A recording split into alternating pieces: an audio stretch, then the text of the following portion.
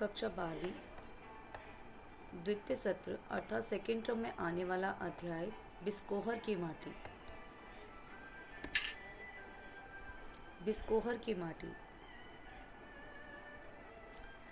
विश्वनाथ त्रिपाठी ने इस पाठ में बिस्कोहर गांव के बारे में बताया है, जहां बचपन में वे रहा करते थे, और उस गांव के हर एक छोटी से छोटी चीज़ के बारे में यहाँ पे त्रिपाठी जी ने बताया है। तो विश्वनाथ त्रिपाठी बचपन से ही जिस गांव में रहा करते थे, वहाँ के तालाब, वहाँ की वनस्पतियाँ, वहाँ के फूल, वहाँ के कीड़े मकोड़े, सांप इत्यादि के बारे में बताया। लेखक ने इस पाठ के अंदर वहाँ की औरतों के बारे में बताया है। एक औरत यहाँ पे जो विश्वनाथ से उम्र में बड़ी थी, विश्वनाथ अर्थात विश्वनाथ त्रिपाठी ही उनसे बड़ी थी, उनके सौंदर्य के बारे में बताया, वहाँ के फूल के सौंदर्य के बारे में बताया, और साथ ही साथ यहाँ पे उन्होंने एक माँ से बच्चा किस तरीके से जुड़ा रहता है, वो कैसे बचपन से ही अपनी माँ के साथ लगाव है उसका, वो अपनी माँ की गोद में रहता है। ठीक है, ये सारी चीज़ें बताई हैं। और केवल मनुष्य ही नहीं अपितु जानवर के बच्चे भी, जैसे यहाँ पे विश्वनाथ ने लेखक ने यहाँ पर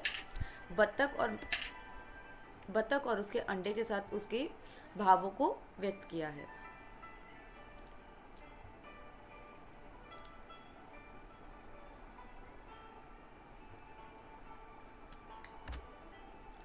पूरब के पोखर अर्थात पूरब की तरफ जो तालाब था में कमल फूलते थे अर्थात कमल के फूल वहाँ पे बहुत अधिक मात्रा में उगा करते थे उस तालाब में।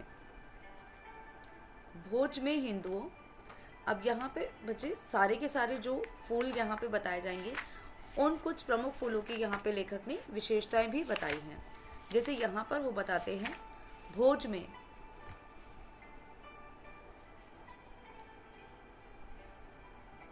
में हिंदुओं के यहाँ भोजन कमल पत्र पर परोसा जाता है। भोज में हिंदुओं के यहाँ अर्थात हिंदू जो लोग होते हैं उनके यहाँ पे जो भोजन होता है, भोजन को कमल पत्र के ऊपर, कमल के पत्ते के ऊपर जो पत्ता होता है उसके ऊपर परोसा जाता है।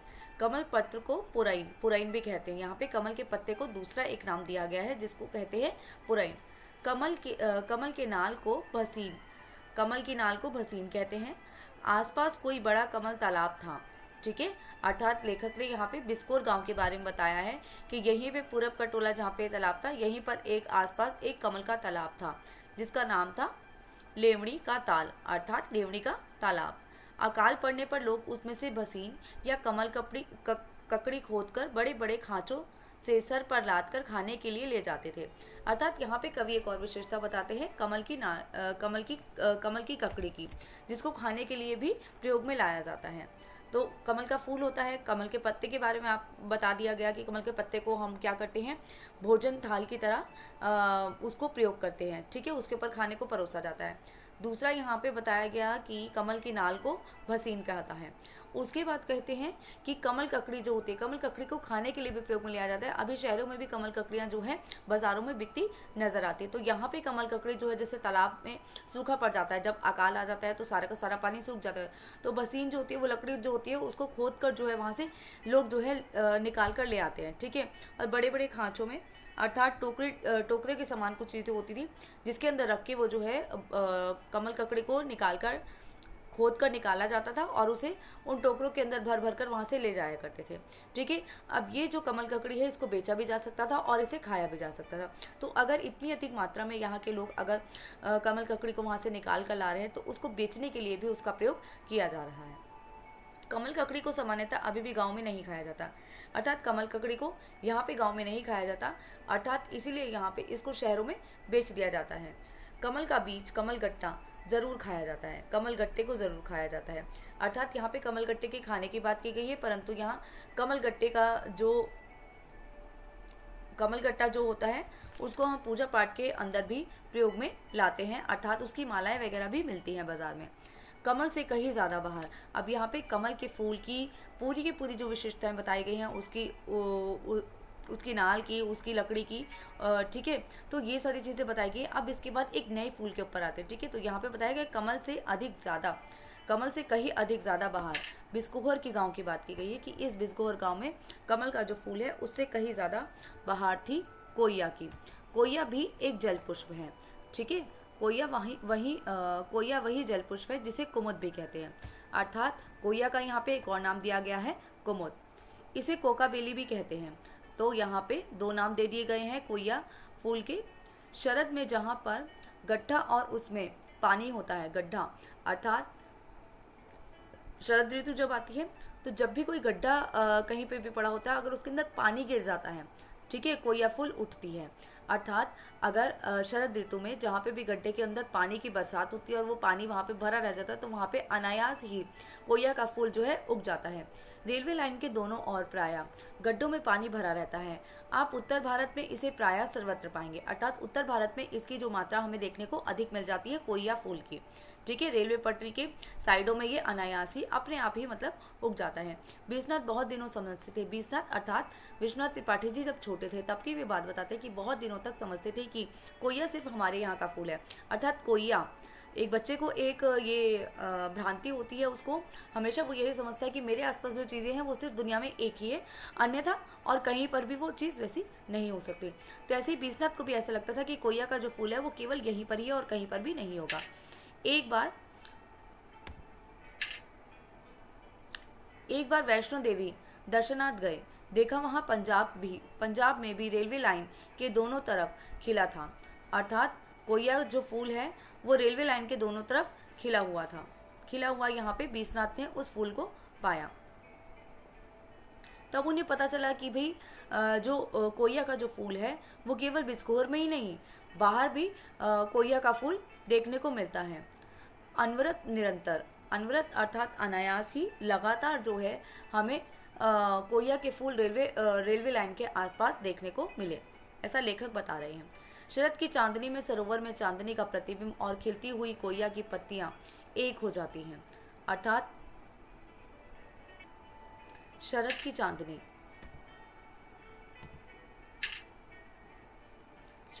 अर्थात शरद ऋतु की जो रात्रि होती है उसकी बात यहाँ पे कवि कर रहे हैं और वो बताते हैं कि शरद की चांदनी में सरोवर की चांदनी, अर्थात शरद की चांदनी, आसमान में शरद की चांदनी दिख रही है, ठीक है। बहुत मनोहर चित्रण यहाँ पे लेखक ने किया है कि शरद की चांदनी का, ठीक है। एक तो ऊपर आसमान पे चांदनी बहुत ज़्यादा सुंदर है, ऊपर से सरोवर में चांदनी का वह प्रतिबिंब भी और खिली हुई कोया की पत्तियां एक हो जाती हैं, अर्थात मतलब ये सारी चीज़ें जब मिल जाती हैं, ऊपर आसमान में चांदनी है, ठीक है, नीचे जो है फूल कोया का फूल खिला हुआ है जिसका हम जो है प्रतिबिंब सरोवर के अंदर देखते हैं, ठीक है, पानी के अंदर देख रहे हैं। तो ये सारी चीज़ें मिलकर क्या करती हैं, एक तरीके का जो है मतलब जो प्राकृतिक जो सौंदर्य है उसमें चार चांद लगा देती हैं। इसकी गंध से जो पसंद करता है वही जानता है कि वह क्या है, अर्थात लेखक ने इस वाक्य के माध्यम से ये बताने का प्रयास किया है कि कोया फूल की जो गंध है वो भी बहुत ज़्यादा अच्छी है। इन्हीं दिनों तालाब में सिंगाड़ा आता है, अर्थात इसी शरद ऋतु की बात करें, शरद ऋतु में ही सिंगाड़ा भी जो है तालाबों में दिखाई देता है। सिंगाड़े में भी फूल होते हैं उजले और उसमें गंध भी होती है, अर्थात लेखक यहाँ पे बताते हैं कि जो सिंगाड़ा होता है, सिंगाड़े का फल होता है, ठीक है, तो सिंगाड़े का भी फल निकलने से पहले उसमें एक फूल उगता है और फूल भी जो है वो कैसा होता है, उसके अंदर से एक गंध भी आती है। बीसनाथ अब अपने बारे में बताते हैं, लेखक अपने बारे में बता रहे हैं कि बीसनाथ को सिंगाड़े के फूलों से भरे हुए तालाब से गंध के साथ साथ हल्की हल्की आवाज़ भी सुनाई देती थी। अब जो सिंगाड़ा है वो भी तो पानी के अंदर ही उगता है, ठीक है, तो पानी के अंदर जो बबूले से उगते हैं उनमें से कुछ आवाज़ भी आती थी। तो लेखक यहाँ पे बताते हैं कि मेरे को केवल गंध ही नहीं आती थी यहाँ से, मेरे को कुछ आवाज़ें भी आया करती थी। अब वे घूम घूम कर तालाबों से आती हुई आवाज़, वह गंध मिश्रित आवाज़, मतलब ऐसी आवाज़ जिसमें से गंध भी आ रही हो, मतलब एक तरफ आपको गंध भी आ रही है और दूसरी तरफ आपको मिश्रित एक आवाज़ भी सुनाई दे रही है, मतलब गंध और आवाज़ दोनों चीज़ें आपको साथ में मिल रही हैं। तो घूम घूम कर तालाबों से आती हुई जो आवाज़ें थी इनका लेखक जो है पीछा किया करते थे। सिंगाड़ा जब बतिया छोटा, अर्थात जब सिंगाड़ा छोटा होता था ना, बहुत छोटा, जैसे कि वो फल बनने वाला है, बड़ा होने वाला है, तो उसे जब वो छोटा होता था, जब छोटा सा उसका आकार निकलता था, तब वे बताते हैं कि बतिया छोटा दूधिया होता है, अर्थात जब सिंगाड़ा छोटा होता है तो अंदर उसमें दूध होता है, अंदर से जो हम फल को जब पूरे का पूरा सिंगाड़ा जब हम खाते हैं तो वो बहुत अंदर से हार्ड होता है, परंतु पहले वो क्या होता है, जब वे उग रहा होता है तब उसमें क्या होता है, वो दूधिया होता है, अर्थात अंदर उसमें दूध होता है, उसमें से वह गंध भी आती है। उसमें से भी वही गंध आती है जैसे लेखक को यहाँ पर उस तालाब के आसपास, सिंगाड़े के तालाब के आसपास जो है आती है। अब यहाँ पे अगले फूल की बात की गई है, और शरद में ही हर सिंगार फूलता है। हर सिंगार का भी एक फूल होता है, ठीक है। पितृपक्ष, अर्थात पितृपक्ष में जब हम श्राद्ध वगैरह काटते हैं उस समय की बात की गई है कि मालिनदाई घर के दरवाजे पर हर सिंगार की राशि रख जाती थी। हर सिंगार की राशि, अर्थात राशि वैसे तो पैसा होता है, परंतु यहाँ पे हर सिंगार का जो फूल होता है उस फूल की कुछ जो है मात्रा वहाँ पर रख जाती है, मतलब कुछ फूल जो है वो वहाँ पे रख जाती थी, तो खड़ी बोली हुई रख जाती थी। यहाँ पे लेखक ने यहाँ पे खड़ी बोली भाषा की विशेषता रखवाई गई है कि अर्थात बिल्कुल सिंपल सरल भाषा में रखा गया है, रख जाती थी, तो इसलिए लेखक ने बताया कि यहाँ पे खड़ी भाषा हुई, अर्थात जहाँ की लेखक बात करे वहाँ पे खड़ी भाषा ही बोली जाती थी। गाँव की बोली में कुछ कुरई जात रही, गाँव की बोली में कुरई जात रही, अर्थात कुरई वहाँ पे मतलब गाँव की अगर भाषा की बात कर रहे हैं लेखक, तो वहाँ पे वो बताते थे कि वहाँ पे वो उसको जो है कुरई कहा जाता था। बहुत ढेर सारे फूल मानो इकट्ठे ही अनायास उसमें से गिर पड़ते। अब यहाँ पे जो मालिनदाई आती थी घरों के दरवाजे पर फूलों को रखने के लिए, उसकी टोकरी से अनायास ही, मतलब वो जानकर नहीं गिराती थी वहाँ पे फूल, परंतु टोकरी में इतने सारे फूल होते थे। लेखक का बताने का यही उद्देश्य है यहाँ पे कि टोकरी में इतने सारे फूल हुआ करते थे कि बिना किसी प्रयास के ही वो फूल अपने आप वहाँ से गिर जाया करते थे।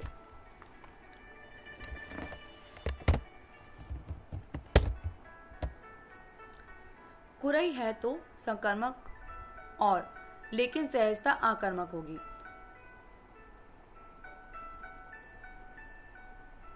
गांव में ज्ञात अज्ञात वनस्पतियां जल के विविध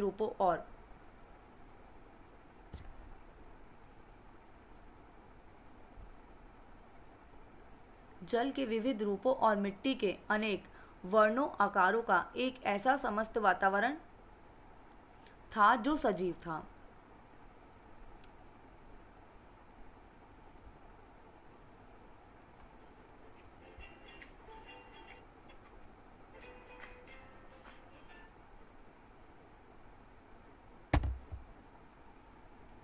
अर्थात लेखक यहाँ पे बताते हैं सकर्मकी, ठीक है। कुरई यहाँ पर यही हरसिंगार का फूल ही है जिसको गांव में कुरई नाम से जाना जाता है। सकर्मक का अर्थ होता है कि जो क्रिया अर्थात कार्य जो अभी चल रहा हो, और आकर्मक का अर्थ होगा स्वाभाविक ही, अर्थात अपने आप ही, ठीक है।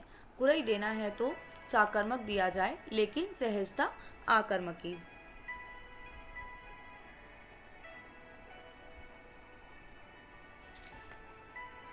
यहाँ पर क्या है, जो मालिन आती है यहाँ पर कुरई या हर सिंगार का फूल की राशि देने के लिए, तो उसके विषय में कहा गया है कि भाई हम यहाँ पे साकर्मक कार्य को करते हैं, अर्थात कहीं ना कहीं होता है ना कि आपने बस केवल कर्म के लिए वो कार्य कर दिया और उससे रिटर्न में आप कुछ भी नहीं मांग रहे हो।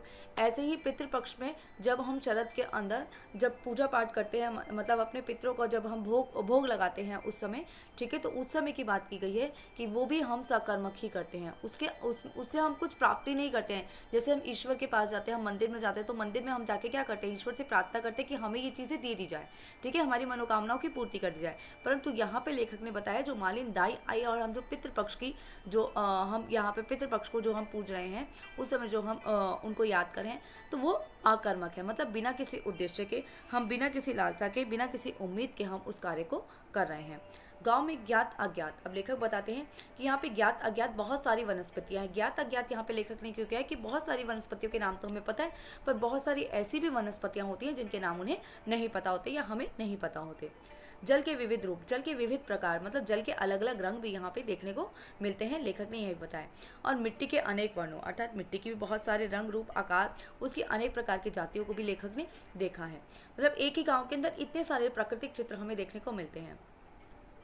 एक ऐसा समस्त वातावरण था जो सजीव था, अर्थात लेखक बताते हैं कि ऐसा समस्त वातावरण उन्होंने यहाँ पे बिस्कोर की माटी के अंदर देखा है जो सजीव था, जो जीवित था, मतलब कोई भी चीज़ यहाँ पे मृत नहीं हो चुकी है, सभी चीज़ों के अंदर एक जान थी। बीसनाथ आदि बच्चे उसे छूते, पहचानते और बतियाते। अर्थात लेखक बताते हैं हम वनस्पतियों को, मिट्टी को और जल को हम छूकर देखते थे, हम उनसे बतियाते थे। मतलब छोटा बच्चा होता है वो ऐसे ही अकेला बैठ के भी बड़बड़ाने लगता है, बात करने लगता है। तो ऐसे ही वो बताते हैं कि इन प्राकृतिक चीज़ों को भी हम देखते थे, पकड़ते थे, छूते थे और उनसे बतियाने भी लगते थे, अर्थात बातें भी करने लगते थे। सभी चीज़ें प्रत्येक में थी और प्रत्येक सब में, अर्थात सभी चीज़ें एक दूसरे से जुड़ी हुई थी और सभी में सब कुछ था। मतलब अपने आप में ये एक पूर्ण जगह थी, इसको किसी और चीज़ की आवश्यकता ही नहीं थी। आकाश में भी अपने गांव का ही एक टोला लगता। आकाश भी मतलब जो आसमान था वो भी लेखक को अपने आकाश का ही एक टोला लगा था। यहाँ पे लेखक की जो है, लेखक के बाल रूप का वर्णन किया गया है। और बाल रूप के अंदर मतलब लेखक का जब बचपन चल रहा था उस समय क्या चल रहा था कि लेखक के दिमाग में जो जो कल्पनाएं चलती रही वो सारी की सारी चीज़ें यहाँ पे लेखक ने बताने का प्रयास किया है। अब लेखक को लगता था ये जो आकाश है ये भी मेरे ही गांव का एक टोला है। ठीक है, चंदा मामा थे। बचपन की कहानियों में हम मानते हैं चांद को हम चंदा मामा कहते थे। ठीक है, तो यहाँ पे चंदा मामा थे, उसमें एक बुढ़िया थी। ये एक मौखिक कहानी मानी जाती है। ठीक है, कि हम मानते हैं कि चांद के अंदर जो है एक बुढ़िया बैठी है। तो उसमें एक बुढ़िया थी जो बच्चों को दादी की सहेली थी, जो बच्चों की दादी की सहेली थी। अर्थात लेखक का ये माना था कि भाई चांद जो है वो हमारे मामा लगते हैं और चांद के अंदर जो है एक बुढ़िया बैठी है और बुढ़िया उसके अंदर बैठी है वही हमारी दादी की जो है वो सहेली है। माँ के आंचल में छिपकर दूध पिलाती है। माँ आंचल में छिपकर दूध पिलाती है। अर्थात अब यहाँ पे लेखक जो है वो माँ और बच्चे के ऊपर आ जाते हैं। अब उनकी माँ का बच्चे से किस तरीके का जुड़ाव होता है, कैसे वो बचपन से ही अर्थात गर्भावस्था से ही अपनी माँ से जो है वो जुड़ा रहता है, इन चीज़ों को बताने का लेखक ने प्रयास किया है।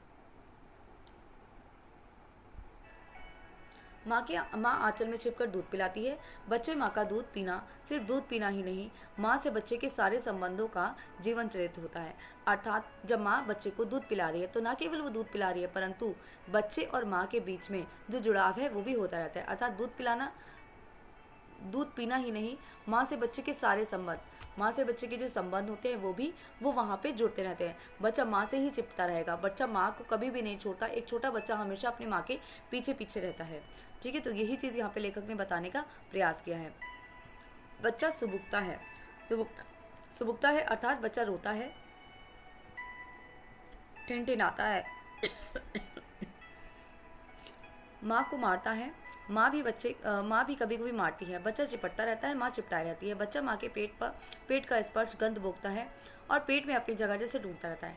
एक बच्चा जब माँ के पास होता है तो वो क्या कहता है, वो ठिनठिनाता भी है, वो रोता भी है, कभी गुस्से में आकर खिंचाकर अपनी माँ को मार देता है, कभी कभी माँ भी बच्चे को मार देती है। मतलब ऐसा नहीं है कि बहुत ज़्यादा गुस्से में, बहुत क्रोध में आकर, नहीं, परंतु यही माँ और बच्चे का लगाव है और वो माँ के साथ चिपटा रहता है। मतलब माँ उसे मार भी रही है तब भी वो अपनी माँ के चिपटा रहेगा। ठीक है, कभी वो माँ को काट लेगा और माँ उसको गुस्से में आकर कभी उसको एक थप्पड़ भी मार देती है। ठीक है, और थप्पड़ मारने के बाद भी बच्चा जो है उससे भागता नहीं, वो माँ के पास ही रहेगा। चाहे माँ कुछ भी करे उसके साथ, वो बच्चा जो है वो माँ से चिपटा ही रहेगा।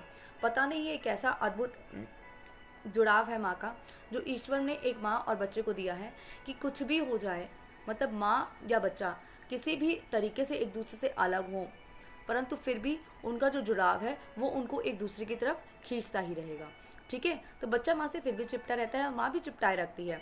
बच्चा माँ की गोद में होता है, बच्चा अपनी माँ के पेट के पास होता है, अपनी माँ के पेट का स्पर्श करता है, उसको छूता है, उसकी गंध को जो है भोगता है, उसकी गंध मतलब माँ के शरीर से जो खुशबू आ रही है उसको वो सूंघता है और उसी पेट में, उसी गोद के अंदर वो जो है अपनी जगह को ढूंढता रहता है और बनाया रहता है। बच्चा देखा है कभी गोद के अंदर जो है हाथ पैर मारता रहता है, इधर से उधर होता रहता है, गोद के अंदर ही वो पूरा का पूरा जैसे दुनिया को घूम रहा हो। तो ऐसे ही बच्चा अपना स्थान जो है वहाँ पे माँ के पेट के पास, माँ या माँ की गोद के अंदर ढूंढता रहता है।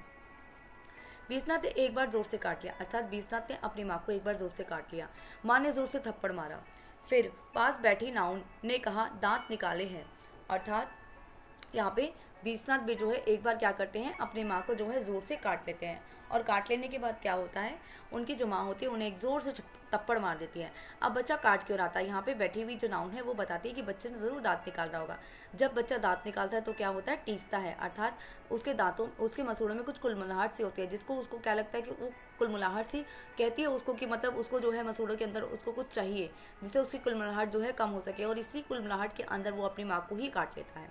ठीक है। तो यहाँ पे नाउन बताते हैं कि जब दांत निकालता है बच्चा तो वह टीसता है, और इसी कारण जो है उसने अपनी माँ को शायद काट लिया था। बच्चे दांत निकालते हैं तब वे हर चीज़ को दांत से यूं ही काटते हैं, वही टीसना होता है।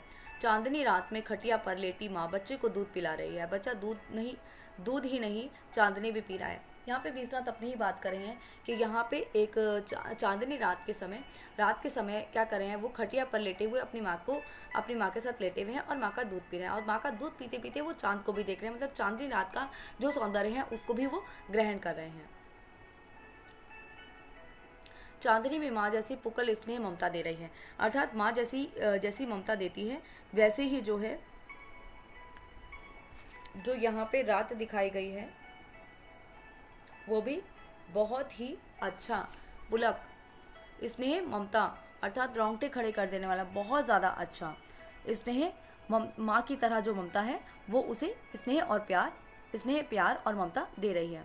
माँ के अंग से लिपटकर माँ का दूध पीना जड़ में चेतन होना, यानी मानव जन्म के लिए सार्थकता है, अर्थात मानव का जो जीवन है वो सार्थक है यदि वे माँ का दूध पी रहा है। यदि कोई बालक जो है माँ का दूध पी रहा है तो इस बात को लेखक ने बताया है कि उसका जीवन बिल्कुल सार्थक है, क्योंकि उसने अपनी माँ का जो है दूध पिया है। ठीक है, सफल होने का यहाँ पे मार्ग बताया गया है। पशु माताएं भी यहाँ दूध देती पाती हैं, अर्थात देखो माँ बनना अपने आप में एक सौभाग्य की बात है। ठीक है, तो यहाँ पे एक माँ है जो अपने पुत्र को दूध पिला रही है। वैसे ही यहाँ पे लेखक ने अन्य माताओं की बात की है, जैसे पशुओं की माताओं की बात की है। ठीक है, तो पशु माताएं जैसे पशु माताएं हैं जो जैसे गाय है, गाय का बछड़ा है, वो गाय का बछड़ा माँ का दूध पीता है अपनी। ठीक है, और पक्षी अंडज, इन सबको मतलब अंडे देने वाले जो पक्षी होते हैं और जो पशु माताएं होती हैं, सभी की सभी माताएं जो हैं सब में ममता होती हैं वो, और वो अपने बच्चों से एकनिष्ठ प्रेम करती है, वात्सल्य प्रेम करती है, मतलब बिना किसी, वो ये नहीं सोचते कि भाई रिटर्न में बच्चा भी उनसे प्यार करेगा। बच्चा भी प्यार करता तो है ही, परंतु उनका जो प्यार होता है वो एकनिष्ठ होता है, मतलब बदले की भावना नहीं होती कि इसमें कि मैं उससे प्यार करूँ तो वो भी मुझे प्यार करे, ऐसा कोई भाव नहीं होता। ठीक है, तो सभी माताएं जो है अपने अपने बच्चों से प्यार करती हैं। यह बीसनाथ ने बहुत बाद में देखा समझा, अर्थात बीसनाथ को यह बात माँ और बच्चे के जो स्नेह की बात है ये बात बहुत देर में समझ आई। एक बार लेखक बताते हैं कि दिलशाद गार्डन के डियर पार्क में तब बतख ये होती थी। बतख अंडा देने को होती तो पानी छोड़कर जमीन पर आ जाती। इसके लिए एक सुरक्षित कांटेदार बाड़ा था। देखा एक बतख कई अंडों को से रही है, अर्थात सेक रही है। अब यहाँ पे लेखक ने एक बार की बात बताई है कि दिलशाद गार्डन के डियर पार्क में एक बार लेखक ने क्या देखा कि भाई जब बत्तख को अंडे देने थे तो वह पानी में से बाहर आ गई है, और यहाँ पे लोगों के द्वारा जो है मतलब इंसानों के द्वारा एक कांटेदार बाड़ा बना दिया गया है ताकि उसके अंडे जो है बत्तख के अंडे वहाँ पर सुरक्षित रह सके। तो अंडे वहाँ पर आकर बत्तख दे देती है और अंडे देने के बाद उसको सेकने भी लगती है। पंख फुलाए उन्हें छिपाए हैं, दुनिया से बचाए हैं, अर्थात लेखक ने यहाँ पे बताया है कि बतख जो है वो पंख को फैलाए हुए वहाँ पे अंडों के ऊपर बैठती है ताकि वो दुनिया की नज़र से अपने अंडों को बचा सके, अर्थात ऊपर जो पक्षी मंडरा रहे हैं उस अंडे को खाने के लिए उन अंडों से बचाए बतख वहाँ पे बैठी है अपने अंडों को बचाने के लिए। एक कौवा थोड़ी दूर ताक में, बतख की चोंच सख्त होती है, ताक में है मतलब एक कौवा जो है वहाँ से दूर से जो है बतख को देख रहा है और उसके अंडों को देख रहा है। ठीक है, और बतख की चोंच बहुत सख्त होती है। ठीक है, और अंडों की जो खाल होती है वो बहुत ज़्यादा, अंडे का जो कवच होता है वो बहुत ज़्यादा नाजुक होता है। कुछ अंडे बत्तख माँ के डेनों से बाहर छिटक जाते हैं, अर्थात कुछ अंडे जो है बत्तख माँ जो है उसके पंखों से जो है डेनों अर्थात पंखों से जो है बाहर की तरफ को आ जाते हैं। बत्तख उन्हें चोंच से इतनी सतर्कता और कोमलता से डेनों के अंदर फिर छुपा लेती है कि आप बस देखते रहिए, मतलब इतनी सतर्कता पूर्वक वो कार्य करती है। देखो यहाँ पे पहले ही लेखक ने बता दिया कि भाई बत्तख की जो चोंच होती है वो बहुत ज़्यादा मोटी होती है, हार्ड होती है, परंतु उससे क्या होगा कि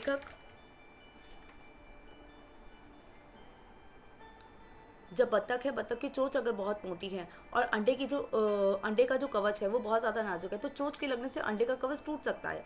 ठीक है, परंतु यहाँ पे बत्तख उसको इतनी सतर्कता से और इतने प्यार से इतनी कोमलता से उन अंडों को जो है वापस उसके अंदर छुपा लेती है, अपने पंखों के अंदर छुपा लेती है और एक भी अंडे को कोई भी नुकसान नहीं होता। ठीक है, कुछ कह नहीं सकते इसे, शेष सारथ भी नहीं बयान कर सकते, अर्थात शेष सारथ यहाँ पे शिव ब्रह्मा शास्त्र मतलब जो यहाँ पे सरस्वती है, सारा से इसका अर्थ हो गया सरस्वती, शिव, ब्रह्मा, शास्त्र, वेद, पुराण। मतलब यहाँ पे जो हमारे ईश्वर है, ब्रह्मा, पुराण जो हम बताए गए हैं, वे भी इस इन चीज़ों को बयान नहीं कर सकती किस तरीके से माता जो है अपने बच्चे को प्रोटेक्ट कर लेती है, अपने बच्चे को जो है बचा लेती है बड़ी ही कोमलता से। और माँ की निगाहें कोवे की ताक पर भी थी। मतलब माँ एक तरफ अपने बच्चे को पंख में छुपा भी रही है, दूसरी तरफ वो कोवे को भी देख रही है। ठीक है, कभी कभी वह अंडों को बड़ी सतर्कता से अलटती पलटती थी। वो कोवे के ऊपर अपनी नजर रखती है और बड़ी सतर्कता से अंडे को सेक रही है ना, तो वो उन्हें ऊपर नीचे भी कर रही है। बीसनाथ किसने दी बीसनाथ की माँ और बत्तख की माँ को इतनी ममता? अब लेखक यहाँ पे प्रश्न कर रहे हैं कि कहाँ से जो है माताओं के अंदर इतनी सारी ममता आ जाती है। जैसे पानी बहता है, हवा चलती है, वैसे ही माँ बच्चे की ममता प्रकृति में भी कुछ में ही सब कुछ है। अर्थात देखो, ये प्राकृतिक चीज़ें हैं कि पानी बह रहा है और हवा चल रही है, ठीक है। वैसे ही लेखक ने बताया है कि माँ का बच्चे के प्रति जो प्यार है वो भी प्राकृतिक ही है, वो कोई बनावटी नहीं है, वो भी अनायास ही अपने आप होता है। जड़ चेतन में रूपांतरित होकर क्या क्या अंदर बाहर करता है। अर्थात यहाँ पे बताया गया है, यहाँ पे जन्म लेने की एक प्रक्रिया बताई गई है, ठीक है। मतलब कि बहुत एक बहुत छोटी सी एक तुच्छ चीज़ से ही जो है एक शिशु का जो है निर्माण हो जाता है, ठीक है। और उसके बाद वो एक शिशु ही जो है एक शिशु से जो है माँ बनती है। एक बच्चा जब पैदा होता है तो उससे एक माँ बन जाती है, ठीक है। तो बहुत सारी चीज़ें हैं इस दुनिया के अंदर जो अंदर बाहर कुछ ना कुछ जो है प्रक्रिया बनती रहती है। मतलब दुनिया में बहुत सारी ऐसी चीज़ें हैं जो बनती बिगड़ती रहती हैं, और यही चीज़ें हैं कि मतलब जड़ में चेतन होना, अर्थात एक बालक का बनना, ठीक है। और उसका एक जीवन मिलना, उसको एक जीवन मिलना, और जीवन में बहुत सारी चीज़ें करता है, ठीक है। क्या क्या अंतर बाहर घटता है, बहुत सारी चीज़ें जो है अंतर बाहर, शरीर के अंदर भी और शरीर के बाहर भी बहुत सारी चीज़ें बनती बिगड़ती रहती है। और दुनिया भी इसी तरीके से, जैसे प्राकृतिक चीज़ों को आप देखो कि उनके अंदर बहुत ज़्यादा जान होती है, और वो भी कोई ना कोई चीज़ों का जो है बनाती रहती हैं, लीलाचारी है, इनके अंदर खेल है। अर्थात यहाँ पे संभोग की बात कही गई है, ठीक है। और गुरुवर हजारी प्रसाद द्विवेदी, मतलब द्विवेदी प्राय कहते हैं कि क्या यह सब बिना किसी प्रयोजन के हैं, बिना किसी उद्देश्य के हैं। मतलब लेखक यहाँ पे बता रहे हैं कि क्या ये सब बिना किसी प्रयोजन के हो रहा है, या इसके पीछे कोई प्रयोजन हो सकता है। यहाँ पे विचार के ऊपर यहाँ पर लेखक ने जो है पाठक को छोड़ने का प्रयास किया है।